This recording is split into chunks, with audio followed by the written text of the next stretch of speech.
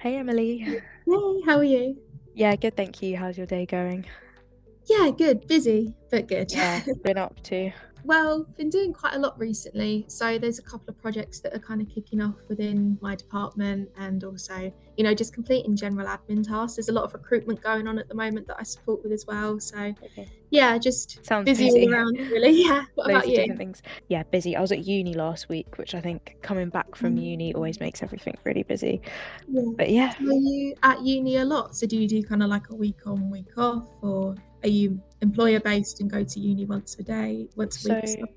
So, so my lab science level 6 is at MMU. So I'm doing a chemistry degree whilst full-time work. So probably similar to you, I'll have Mhm, one day of the week study day, and then every year you go once a week after that.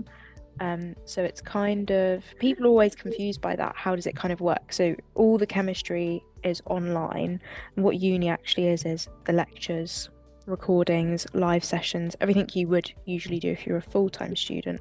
But we do go there in person for the kind of lab practicals and things like that. That's how mine works. Yeah. How does yours work? It's really interesting because mine's totally different. Is it? So I'm actually not an apprentice anymore. I Okay, finished in April last year. Um, congrats. but thank you.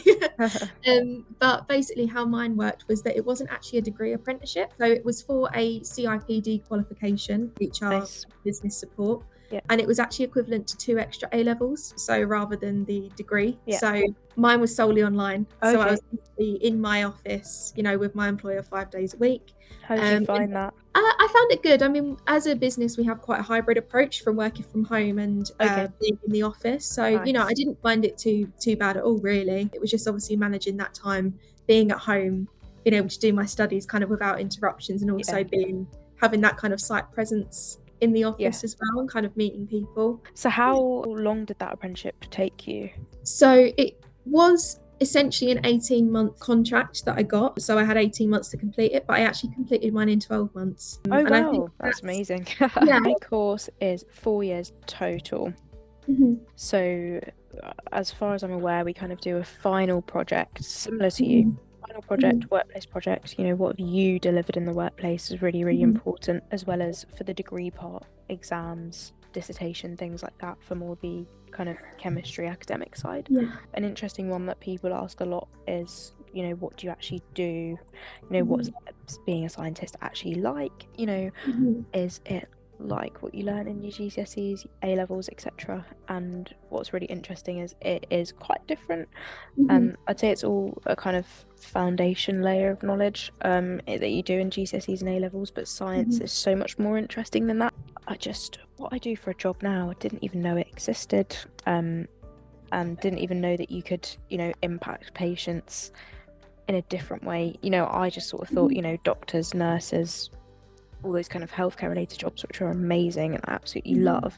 But I just was so unaware of, science in the field and the other roles that were available mhm. till I found this. And you really do feel like you're making a difference to lives, but in a different sort of way, Yeah. through the sort of science that you do. And there's so many different jobs and such a variety of different things and different specialties.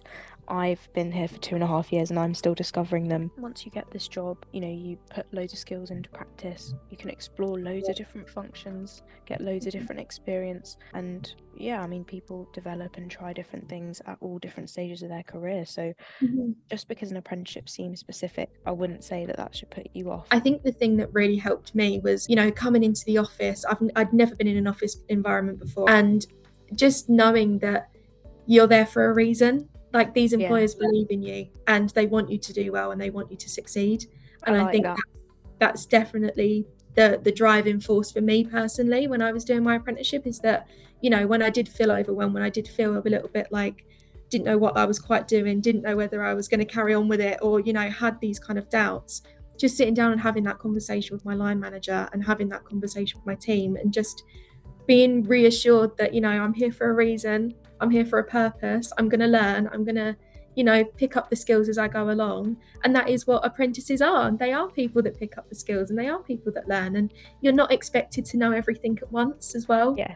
I think that was something that I struggled with, was that I was actually the first apprentice that they'd Oh, recruited you. into my department. So it was a little bit like they were testing a few things out as Yeah, well. So, seeing how it's a it went. learning experience for everybody when you go into an apprenticeship. So, Yeah, yeah, for I think sure. that's what I kind of have to say about it. It's just knowing that you're there for a reason and kind of having that confidence as well in yourself that you can do it.